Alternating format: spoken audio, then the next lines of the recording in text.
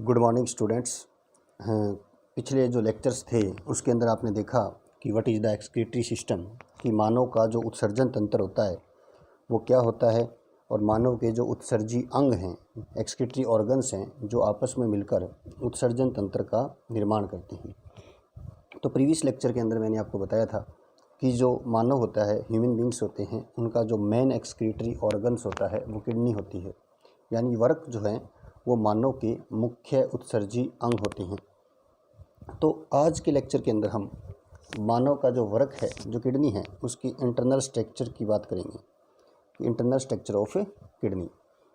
देखिए, जो किडनी है, अगर हम उसकी मॉर्फोलॉजिकल बात करें, उसकी एक्सटर्नल स्ट्रक्चर की बात करें, तो मैंने आपको बताया था कि यह है बीन शेप्ड, यानी कि सेम के बीज की आकृति का होता है।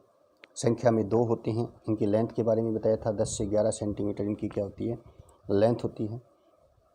तो किडनी की जो अगर इंटरनल स्ट्रक्चर की बात करें, तो किडनी जो है उसका जो सबसे बाहरतम जो आवरण है, जो एक्सटर्नल कवरिंग जो है उसकी, वो फाइबर्स कनेक्टिव टिश्यू की बनी होती है, जिसे हम वर्क संपुट कहते हैं, रीनल कैप्सूल। यानी हम कह सकते हैं कि external protecting layer of kidney is made up of fibres connective tissue is known as renal capsule. देखिए, जो वर्क होता है उसका जो इसकी सरफेस होती है, वो इसकी सरफेस जो है वो कॉन्वेक्स होती है, यानी कि उत्तल होती है। और जो दूसरी जो सरफेस आप यहाँ पर देख सकते हो, ये जो सरफेस है ये क्या है, कॉनकेव है, यानी कि अवतल है। और यहाँ पर जो आपको एक प्रोजेक्शन, एक जो गड्ढा दिखाई दे रहा है, जो एक रिड्ज दिखाई दे रहा है, जिसे हम कहते हैं हाइलम। तो हाइलम वाला जो भाग होता है, वहाँ से क्या होता है, मूत्रवाहिनी निकलती है। क्योंकि जो किडनी के अंदर जो यूरिन का फॉर्मेशन होता है, उसको बॉडी से बाहर एक्सक्रीट करने का काम जो है वो मूत्रवाहिनी के द्वारा ही होता है। मूत्रवाहिनी जो है वो क्या करती है कि जो किडनी के अंदर की तरफ जाकर इसका जो प्रोजेक्शन है वो क्या कहलाता है, वर्क श्रोणी कहलाता है। तो वर्क जो श्रोणी है वो क्या होता है, इसका प्रोजेक्शन होता है। बाकी देखिए कि अगर किडनी की हम स्ट्रक्चर की बात करें, तो हम किडनी को 2 पार्ट के अंदर डिवाइड करते हैं। किडनी का जो आउटर जो पार्ट होता है उसे हम कोर्टेक्स कहते हैं, और इनर जो पार्ट होता है उसे हम मेडुला कहते हैं। कोर्टेक्स वाला जो पार्ट मैंने आपको शो कर रखा है, जो बाह्यतम भाग है किडनी का, इसके अंदर आपको छोटी छोटी कणिकाएँ, कार्पल्स दिखाई दे रही हैं, जिसे हम कहते हैं मेलपिगियन कार्पल्स।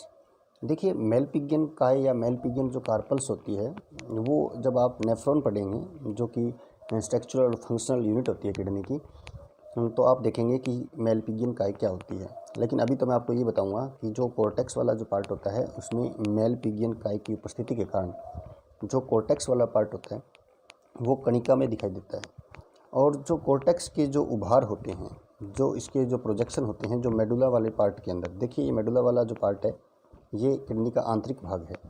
तो जो कोर्टेक्स के जो प्रोजेक्शन हैं, जो कि मेडुला के अंदर धसे रहते हैं, उसे हम कहते हैं वर्टिनी के वर्क स्तंभ, यानी रीनल कॉलम ऑफ वर्टिनी।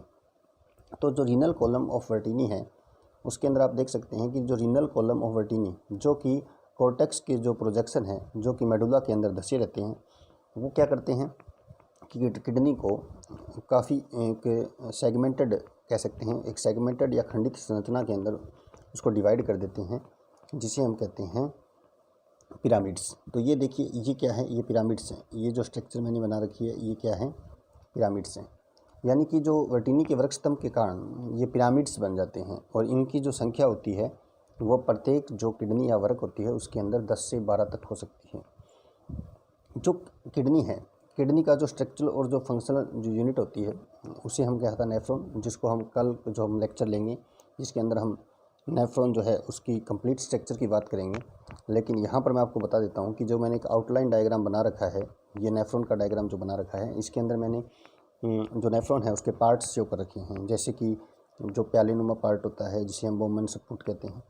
उसके बाद बोमन संपुट वाला भाग होता है, वो आगे कुंडलित नलिका के अंदर जाता है, जिसे पीसीटी कहते हैं। जो एक्सटेंड होता है, एक्सटेंड पार्ट जो होता है पीसीटी, यानी प्रोमिक्जल कॉन्वोल्यूटेड ट्यूब्यूल्स, यानी समीपस्थ कुंडलित नलिका। और समीपस्थ कुंडलित नलिका के बाद वाला जो पार्ट होता है उसे हम कहते हैं यू शेप्ड, जो आप देख रहे हो हैनले का लूप है। और उसके बाद देख सकते हैं कि ये जो हैनले का लूप है, ये डीसीटी यानी डिस्टिल कॉन्वोल्यूटेड ट्यूब्यूल, यानी दूरस्थ कुंडलित जो नलिका है उसके अंदर क्या हो जाता है, एक्सटेंड हो जाता है। और डीसीटी जो है वो संग्राहक नलिका यानी कलेक्टिंग ट्यूब्यूल्स के अंदर एक्सटेंड हो जाती है। ये स्ट्रक्चर बनाने का यहाँ पे ये रीज़न है कि मैं आपको बताना चाहता हूँ कि जो ये जो पार्ट है, इतना जो पार्ट है, ये देखिए इससे ऊपर वाला जो पार्ट है, यानी कि बोमन संपुट, पीसीटी और डीसीटी, ये जो नेफ्रॉन के पार्ट्स होते हैं, ये आपको ध्यान रखना है कि ये किडनी के जो कोर्टेक्स वाले भाग है उसके अंदर स्थित होते हैं। जबकि ये हैनले का लूप और जो ये संग्राहक नलिका जो मैंने यहाँ पे शो कर रखी है, ये जो है ये किडनी के मेडुला वाले पार्ट्स के अंदर सिचुएटेड होती हैं। किडनी जो है ये मुख्य उत्सर्जी अंग है और ये आप देख सकते हो इसकी स्ट्रक्चर के अंदर कि किस प्रकार से वर्क संपुट मैंने आपको बताया, outer protecting layer, outer part जो कोर्टेक्स है जो कणिका में होता है जिसे मेलपिगिन इकाई की वजह से होता है, इनर पार्ट जो होता है वो मेडुला होता है, और वर्टिनी के वर्क स्तंभ जो होते हैं जो कोर्टेक्स का पार्ट है ये अंदर की तरफ प्रोजेक्ट होते हैं, और मेडुला जो है वो इस प्रकार से पिरामिड्स के अंदर डिवाइड हो जाता है जिनकी जो संख्या है वो 10 से 12 होती है। और इसके दो सरफेस होती है किडनी की, एक तो अवतल होती है और एक उत्तल होती है। यानी कि हम कह सकते हैं कि जो हाइलम वाला पार्ट है यहाँ से मूत्रवाहिनी जो है वो निकलती है, क्योंकि जो यूरिन का फॉर्मेशन है वो किडनी के अंदर होता है। और किडनी के अंदर भी कहाँ होता है? नेफ्रॉन के अंदर होता है। यानी नेफ्रॉन जो है वो किडनी की स्ट्रक्चरल एंड फंक्शनल यूनिट होती है, यानी संरचनात्मक और क्रियात्मक इकाई होती है। तो ये तो है इस किडनी की इंटरनल स्ट्रक्चर की बात। कल जो अपना लेक्चर होगा उसके अंदर हम जो नेफ्रॉन है उसका आउटलाइन डायग्राम बनाएंगे और उसके इंटरनल स्ट्रक्चर की बात करेंगे। उसके बाद हम बताएंगे कि किडनी के अंदर जो यूरिन फॉर्मेशन होता है वो किस प्रकार से होता है। Thank you students.